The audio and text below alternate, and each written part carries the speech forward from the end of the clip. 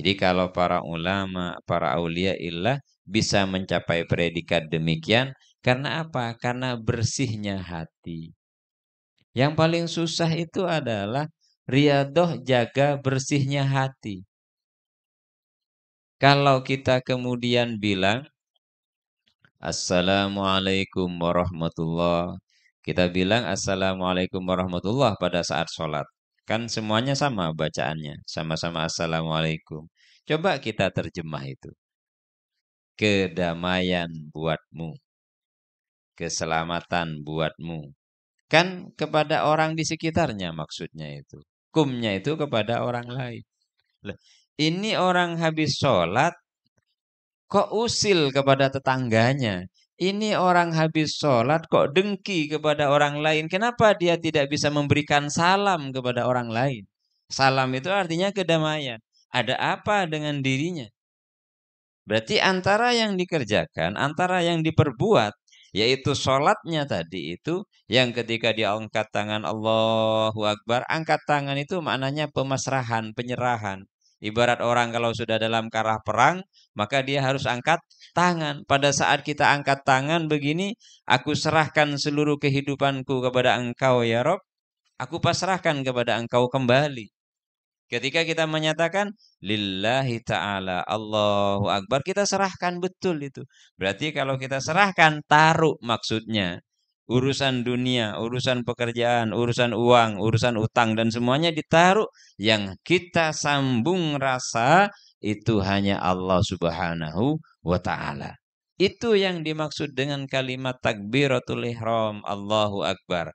Kalau Allahu Akbar berarti Allah itu maha besar. Ketika Allah kita akui sebagai maha besar, maka kita adalah yang kecil. Karena kita ini kecil, hina, dan tidak punya apa-apa. Kok kemudian kita masih ada rasa lebih baik dari orang lain?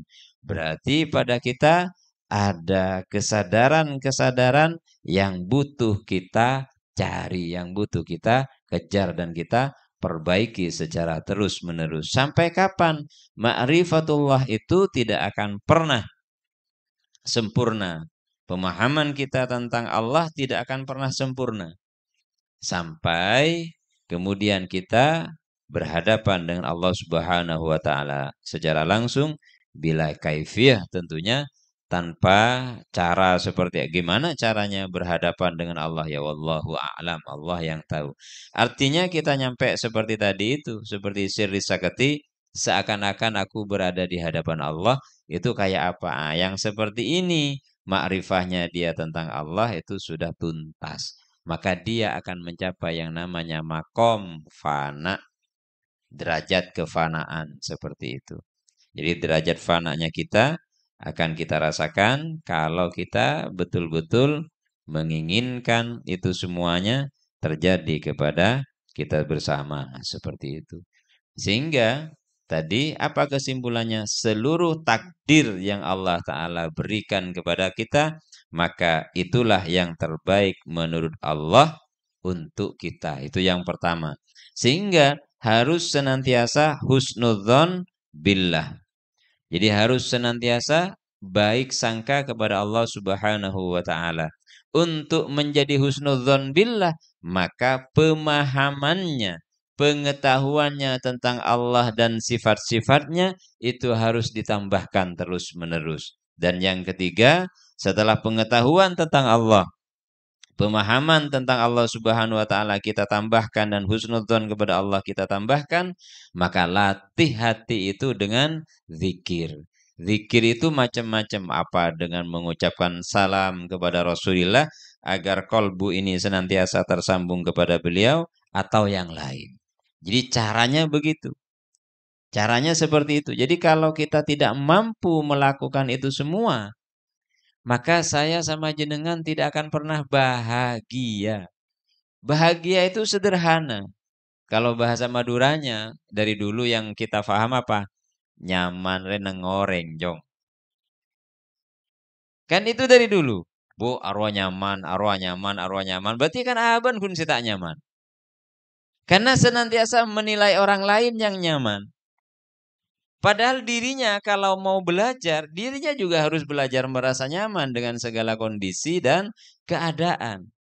Sehingga akan menyatakan bahwa hidup itu bahagia, hidup itu adalah kedamaian, hidup itu adalah kebahagiaan dan seterusnya. Itu akan terjadi kepada kita pada saat kita benar-benar mampu menjalaninya dengan baik dan benar seperti itu. Jadi itu yang perlu kita fahami bersama bahwa Allah Subhanahu wa taala itu memberikan takdir dan Dia yang tahu apa yang terbaik buat kita agar kita husnudzon kepada Allah, kita belajar bagaimana proses sebuah takdir itu terjadi, baru kemudian kita asah kolbu itu dengan zikir, dengan bersolawat kepada Rasulullah Shallallahu Alaihi Wasallam.